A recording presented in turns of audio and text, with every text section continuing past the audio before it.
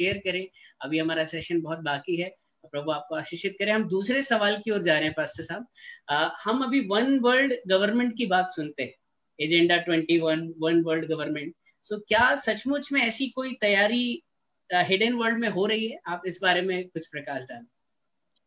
देखिए, one world government और new world order, ये टर्म जो है हमको फिक्शन नॉवेल की एक कल्पना या इमेजिनेशन लगते हैं, लेकिन वन वर्ल्ड ऑर्डर का सपना जो है वो कोई अभी आधुनिक समय का सपना नहीं है कि पूरी दुनिया एक हो जाए। ये सपना अभी का सपना नहीं है, लेकिन ये बहुत पुराना सपना है। सबसे पहले जो नाइट टेम्पलार्स थे, नाइट्स के बारे में जो लोग जानते हैं, जो क्रूसेड्स जब हुई, जब मुसलमानों के बीच में और मसीहों के बीच में, यूरोपीय देशों के बीच में जब लड़ाई हुई, तो जो मसीही योद्धाओं का जो समूह हुआ करता था, खूंखार लड़ाकू जो हुआ करते थे, सन्यासी, उनको नाइट टेम्पलार्स कहा जाता था।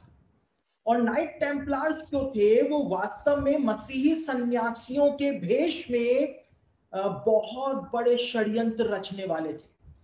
वो काम मसीहत का नहीं कर रहे थे, वो दिखा रहे थे कि वो मसीहत के सन्यासी हैं, लेकिन वो दूसरे ही एजेंडे के अंदर लगे हुए थे। और सबसे पहले ये वन वर्ल्ड गवर्नमेंट लाने का, न्यू वर्ल्ड ऑर्डर लाने का जो मंसूबा था, वो नाइट टेम्पलार्स के द्वारा ही सामने लाया गया था। देखिए ब्रदर, आज आप लोग जो चेक्स यूज करते हैं, बैंक के जो चेक आप यूज करते हैं, वो चेक्स जो थे वो सबसे पहले नाइट टेम्पलार्स के द्वारा ही इंप्लीमेंट किए गए थे। तो ये चेक्स जो है वो आधुनिक बैंकिंग सिस्टम की उपज नहीं है। नाइट टेम्पलार्स जो थे इतिहास में, वो ये चेक सिस्टम लेकर के आए थे।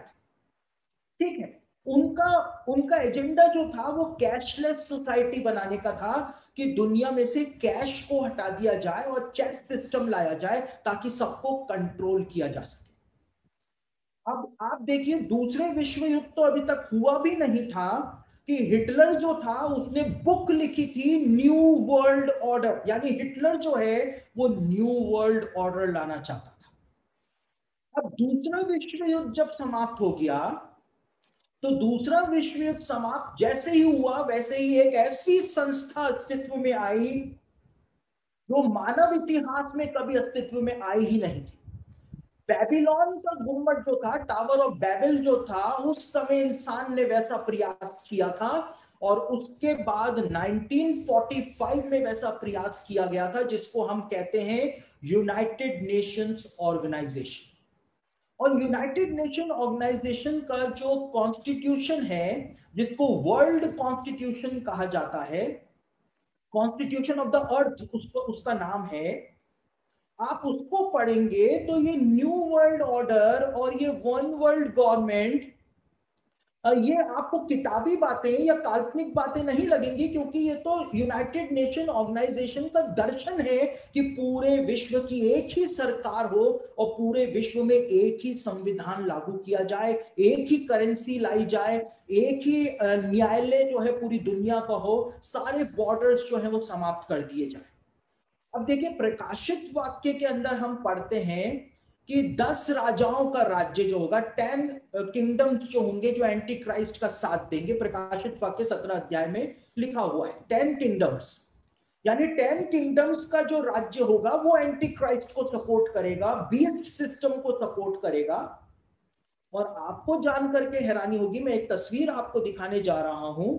क्लब ऑफ रोम जो था, उसने 1970s के अंदर, यहां पर आपको दिख रहा होगा, क्लब ऑफ रोम ने 1974 में पूरी दुनिया को 10 किंगडम्स के अंदर डिवाइड किया था। किंगडम्स में, 10 नेशंस में नहीं, 10 रीजन्स में नहीं, लेकिन 10 किंगडम्स में डिवाइड किया।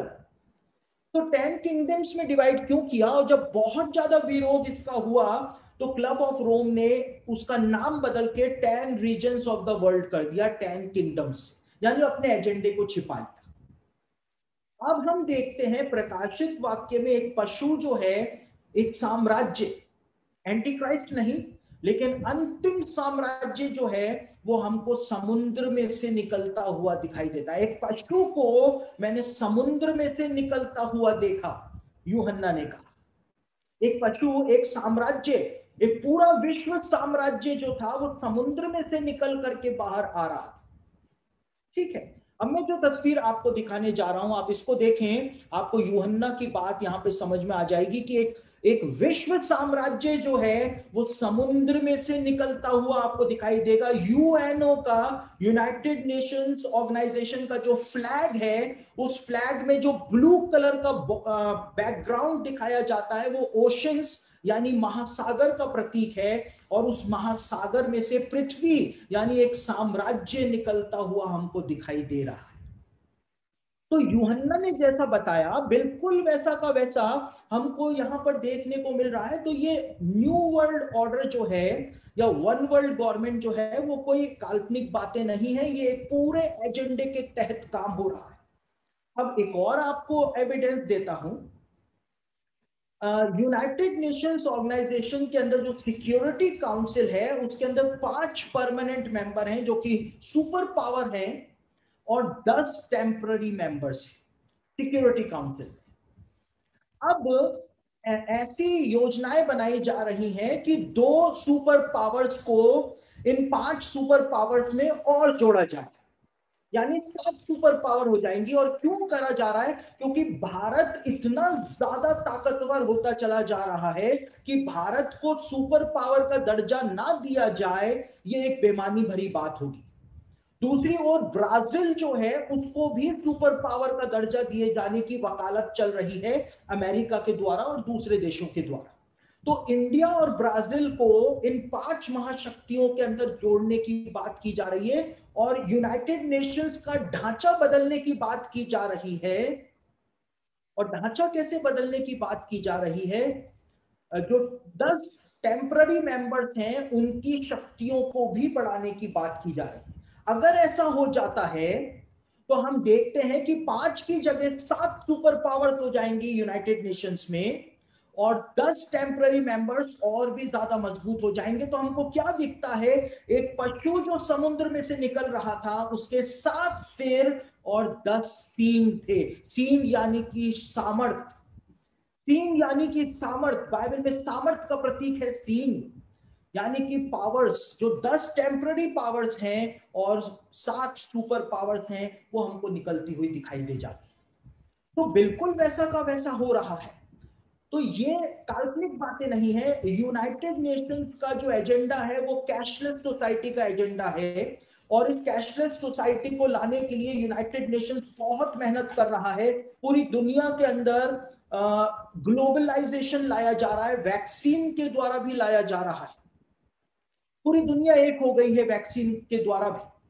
साथ ही साथ ग्लोबल क्राइसिस जो है वो उत्पन्न किए जा रहे हैं। देखिए जो सीक्रेट सोसाइटीज हैं, मैं नहीं जानता हूं कि आप लोग ये इन सब बातों के बारे में कितना जानते हैं, लेकिन मुझसे जितना बुलवाते चले जाएंगे मैं उतना बोलता चला जाऊंगा। तो दुनिया के अंदर जो सीक्रेट सोसाइटीज हैं जो चाहती हैं कि वन वर्ल्ड गवर्नमेंट पूरी दुनिया के अंदर आ जाए, वो इस बात को कहती है कि हमको एक ग्लोबल क्राइसिस की जरूरत है, सिर्फ एक। देखिए आतंकवाद को रोकना क्या मुश्किल काम है क्या? अमेरिका अगर छींक दे तो आतंकवादियों के तंबू उखड़ जाए, लेकिन अमेरिका जानबूझ करके आतंकवाद को नहीं रोकता है। समझ रहे? तो आतंकवाद को नहीं रोका जा रहा है। क्या इजराइल और पैलेस्टीन के बीच का मसला नहीं सुलझाया जा सकता है? सुलझाया जा सकता है, लेकिन ये न्यू वर्ल्ड ऑर्डर के जो सपोर्टर्स हैं ये चाहते ही नहीं है कि वो मसले सुलझें, क्योंकि जब ग्लोबल क्राइसिस होगा तो जबरदस्ती न्यू वर्ल्ड ऑर्डर को लाना ही पड़ेगा। जैसे आज कोरोना वायरस के द्वारा ऐसा क्राइसिस सामने आ गया है कि एक न्यू वर्ल्ड ऑर्डर लाया जाए। हमारे प्रधानमंत्री ने ये दूसरा स्ट्रेन कोरोना वायरस का जब फैला भी नहीं था उससे पहले कहा था कि न्यू वर्ल्ड ऑर्डर लाना बहुत ज्यादा जरूरी है। पूरी दुनिया के राजनेता बोल रहे हैं कि न्यू वर्ल्ड ऑर्डर लाना जरूरी है। तो न्यू वर्ल्ड ऑर्डर और वन वर्ल्ड गवर्नमेंट कोई काल्पनिक चीजें नहीं है, ये फिक्शन नॉवेल की कल्पना नहीं है, लेकिन बाइबल में प्रकाशित वाक्य में इसकी झलक दी हुई है, दानियल की पुस्तक में इसकी झलक दी हुई है और ये इंप्लीमेंट होने जा रहा है। और ये इंप्लीमेंट कब होगा? वो भी मैं आपको बता देता हूं। आपको मैं दिन बता रहा हूं आज इस समय कि न्यू वर्ल्ड ऑर्डर कब लागू होगा और वन वर्ल्ड गवर्नमेंट कब इस संसार में आएगी, जिस दिन करोड़ों लोग एक साथ एक ही समय में पृथ्वी पर से गायब हो जाएंगे, एक ग्लोबल क्राइसिस उत्पन्न हो जाएगा, मसीही लोग सच्चे विश्वासी रैप्चर में उठा लिए जाएंगे, तो पूरी दुनिया में ग्लोबल क्राइसिस आ जाएगा और न्यू वर्ल्ड ऑर्डर इंप्लीमेंट कर दिया जाएगा। तो ये वो दिन होगा जब न्यू वर्ल्ड ऑर्डर इस दुनिया में आ जाएगा। तो न्यू वर्ल्ड ऑर्डर जो है वो कोई काल्पनिक बात नहीं है, वो एक रियलिटी है जिसको हम जितना जल्दी एक्सेप्ट कर लें उतना ही हम फायदे में रहेंगे। बिल्कुल आपने हमारी आंखों को खोला है। बहुत सारे लोग सोचते हैं कि ये सिर्फ एक फिक्शन है ऐसी, लेकिन सच में आपने आज बाइबल से ही हमें इन बातों को समझा।